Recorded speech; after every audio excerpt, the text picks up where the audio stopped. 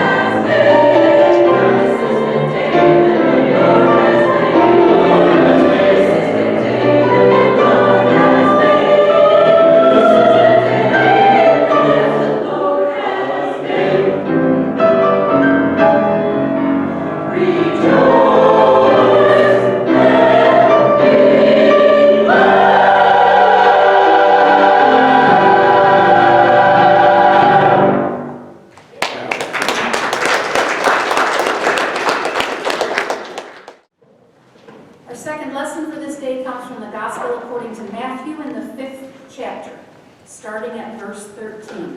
Hear what the Spirit is saying to the church in these words. Jesus said, "You are the salt of the earth. But if salt loses its saltiness, how will it become salty again? It's good for nothing, except to be thrown away and trampled under people's feet. You are the light of the world. A city on a hill can't be hidden. Neither do people light a lamp and put it under a basket. Instead, they put it on top of a lampstand, and it shines on all who are in the house. In the same way, let your light shine before people, so they can see the good things you do and praise your Father who is in heaven." Friends, this is the word of the Lord. Thanks be to God.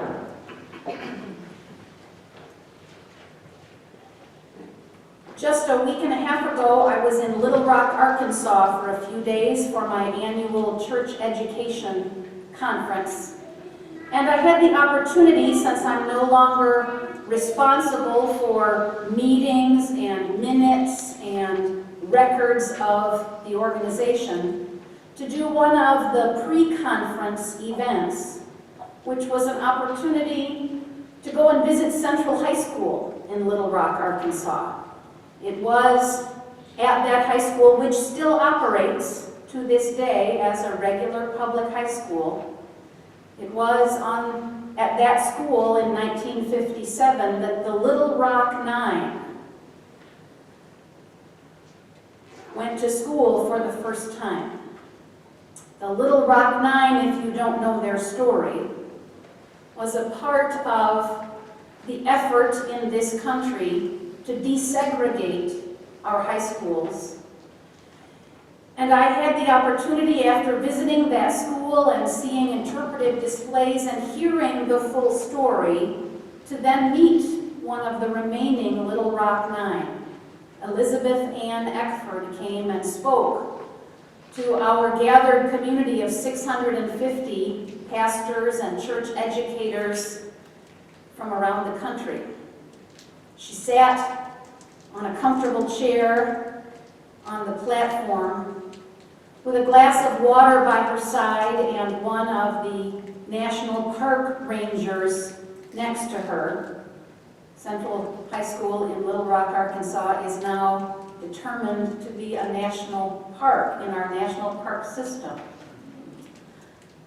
And the Rangers sat there as support, clearly connected to her, a good friend. But Elizabeth told us some of her experience, not just that one day, but all year long. And as she shared her story, she indicated to us this was probably the last time she'd tell it, the last time she'd speak to a large group, that it just was too hard for her this many years later. She's 88 years old now, and she said it's very difficult to go back to those days. Elizabeth Ann spent 3 weeks sewing, hand sewing the dress she'd wear the first day of school. She was so excited to be selected. All kinds of African American children applied to be among those who would be part of that effort to desegregate Central High School. And she was one of 9 selected, and she was so thrilled. She spent 3 weeks sewing a brand new dress, and each of them, I'm sure, took great care in how they got dressed and went to school that day. But Elizabeth shared with us that at the end of that first day, when she never even made it into the school, she was in fact turned away at 3 different entry points. At the end of that day, when she finally got home, she took off that dress and never wore it again because it was so covered with spit. She couldn't bring herself to ever wear it again. She told us the story of, as she was turned away at various entrances and the mob of people grew and grew around her, she knew she was in trouble. And she found her way to a public bus bench and thought that she would just get on the bus and go home. As she sat on the bus bench, the mob was closing in and she feared for her life. There were National Guardsmen around, purportedly to protect the kids, in full riot gear with weapons, and she was afraid at 15 years old. She looked around for a friendly face and saw an older woman there in the crowd who, for whatever reason, reminded Elizabeth of her grandmother. And she reached out her hands to that woman, and she said, "Can you help me?" And the woman spat in her face. She told us an hour and a half worth of stories, and at the end of the time opened it up to some questions. And there was a young person in the audience, maybe 10 or 12, who stood with the microphone and said to her, "I don't understand how you went back each day." She went to school, not always getting in, but went to school every day of that year. It was the next year that the governor of the state of Arkansas closed down the public schools in Little Rock rather than have them continue to go. But the little girl said, "I don't understand how you went back each day. How did you do it? What gave you that strength?" And Elizabeth Ann was quiet for a little bit, and then she said, speaking directly to this young person, she said, "You need to understand, I was just an ordinary person. I was just an ordinary person. But sometimes ordinary people can do extraordinary things if they have faith." It was a gift. It was a gift to hear her speak, to see where she had walked the halls, to be in her presence. And I was thinking that day of salt and of light, friends. You are the salt of the earth. You are the light of the world. You are the salt of the earth. You are the light of the world. Jesus tells his disciples in the passage I read this morning that they are salt and light. Notice he doesn't say they might become salt and light if they try really hard. He doesn't say they should be salt and light, or even that they will be salt and light someday. What Jesus is saying is not a prediction or a promise that may or may not come true at some point in the future. Jesus flat out declares that the disciples, those still clueless, still confused, still wet behind the ears fishermen who had only lately been invited to follow Jesus, he says that these very guys are salt and light. That was their status, period. They had no more earned that status, you see, than they at that very moment understood it. But there it was, he said to them, "You are salt and light. You are the salt of the earth. You are the light of the world." One would not think there would be so much to learn about salt, but I discovered in this past week that there is, in fact. In fact, it seems that one can write a whole history of the world just by tracing what has happened with salt. Indeed, wars have been won and lost on the basis of who had control of the stores of salt. Governments have found salt to be a lucrative means of raising money by controlling and taxing it. And at different points in history, salt has been the currency of commerce. Even the word salary has its Latin roots in the sense that the worker was paid in order to be able to buy his salt. Evidently, until about 100 years ago, salt was often scarce. And in the time of Jesus, and long before that, and even ever since, salt was necessary for the preservation of food. Having it or not having it was then the difference between life and death. Besides flavoring our food, I learned in my study that salt has literally thousands of purposes. Think about it for a minute. Salt softens our water, and it melts the ice on our sidewalk if the temperature's not too cold, right? And when salt is used to gargle with, it can soothe our sore throats. there are so many more. So the metaphor that Jesus offers to his disciples here means a great deal more than you are salt, you add spice to life. While we typically have no concern in our day and age over the availability and cost of salt, that was not at all the case when Jesus preached this sermon so long ago. And so it matters that Jesus said to those who were listening then, and to those of us who have ears to hear now, you are the salt of the earth. I wonder if he might be saying, in fact, you are of very great value. You are necessary. And remember, it's not you should be of great value. You should strive for adding value to the world. You should try hard to be salt. It is, in fact, what he says, you are the salt of the earth. That is, you already are a great gift. You already are of huge value. So think about salt.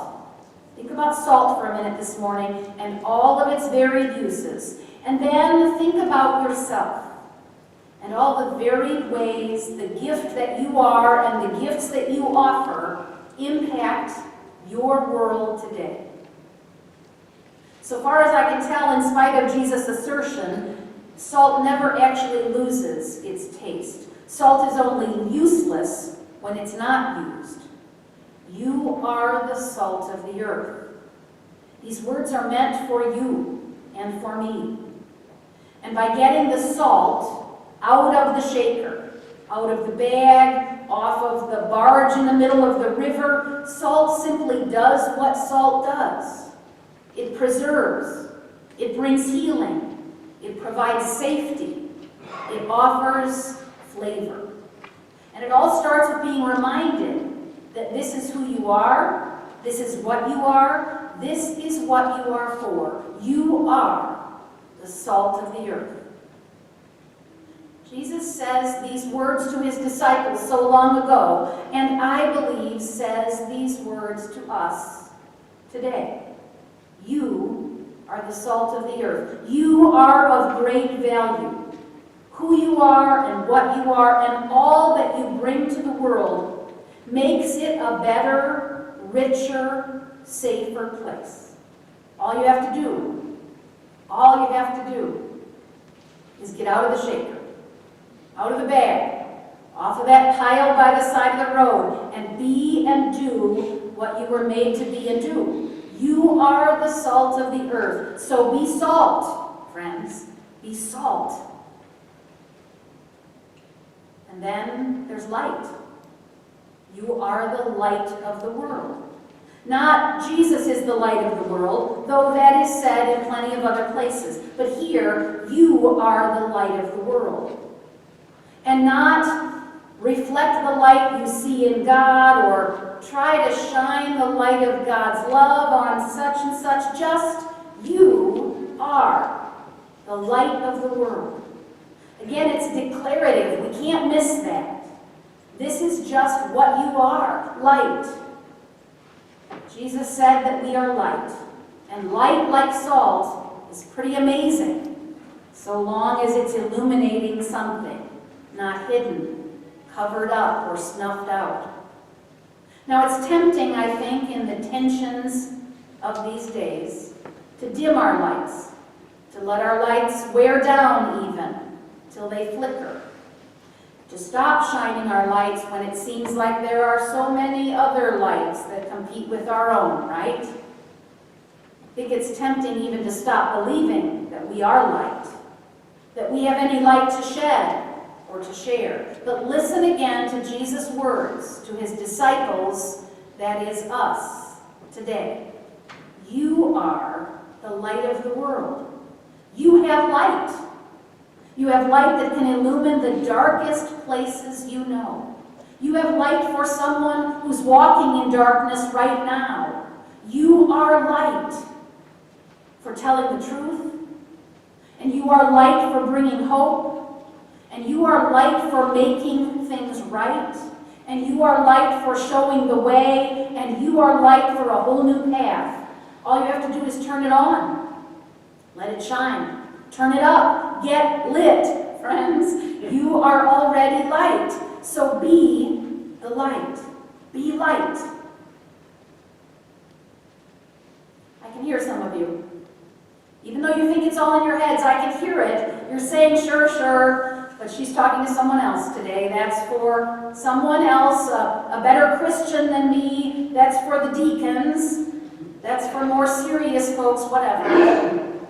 And of course, on Deacon Sunday, it is a nice time to thank all of our deacons and to recognize all they do around here to make our ministry such a warm and hospitable and caring and loving thing. But it's really not just deacons, friends. You don't have to be ordained a deacon to be salt and light. You don't have to go to seminary or even graduate from high school or read the right books or feel kindly toward your neighbors or show interest in politics or even care about the church finances to be salt and light. You already are. You are the salt of the earth. You are the light of the world.